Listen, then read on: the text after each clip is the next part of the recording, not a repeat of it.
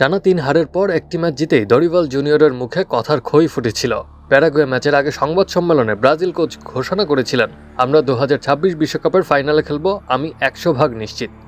আজ বিশ্বকাপ বাছাইয়ে প্যারাগুয়ের কাছে ব্রাজিলের ১-০ গোলের হারের পর দরিভালের এ সংবাদ সম্মেলনের ভিডিও যে অনেকেই যত্ন করে রেখে দেবেন তাতে কোনো সন্দেহ নেই।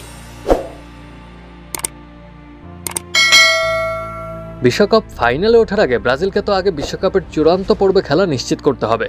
সে লক্ষ্যে দরিভালের দল ভালো করতে পারছে কোথায়?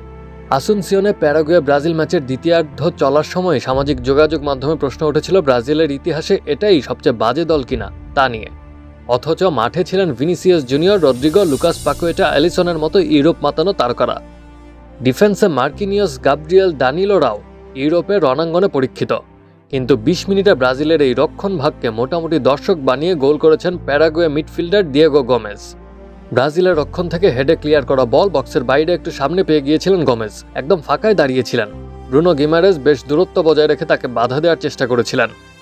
গোমেজ এই সুযোগে বলটি সুবিধাজনক অবস্থানে নিয়ে লুকা মডরিচের মতো বুটের ডগা দিয়ে ট্রিভেল্লা শটে বল ব্রাজিলের জালে জড়ান। এলিসন ডাইভ দিয়েও বলটা ছুঁতে পর্যন্ত পারেননি, পোস্টে লেগে জালে আশ্রয় নেয় বলটি।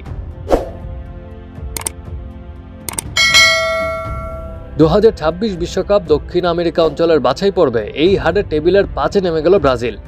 এই ম্যাচ সহ সর্বশেষ ৫ ম্যাচে এটি চতুর্থ হার ব্রাজিলের।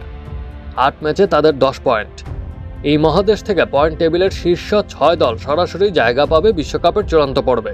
সপ্তম দলটিকে খেলতে হবে প্লে অফ। বিশ্বকাপ বাছাই পর্বে প্রতিটি দল খেলবে ১৮টি করে ম্যাচ। Action sports.